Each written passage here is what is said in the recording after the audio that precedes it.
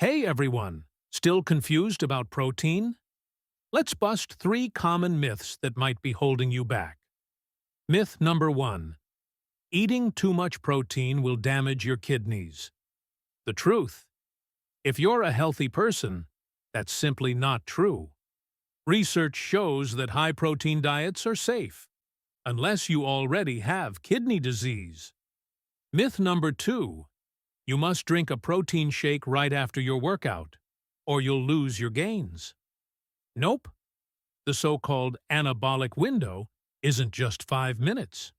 Your body can use protein for muscle growth for several hours after training. A shake right away is convenient, but not mandatory. Myth number 3.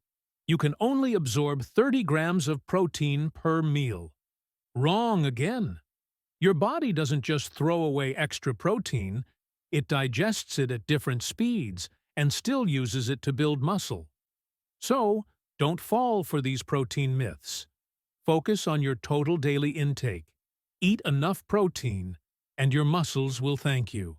If you enjoyed this quick breakdown, hit like and subscribe for more fitness science made simple. Thanks for watching, and I'll see you in the next video. Bye.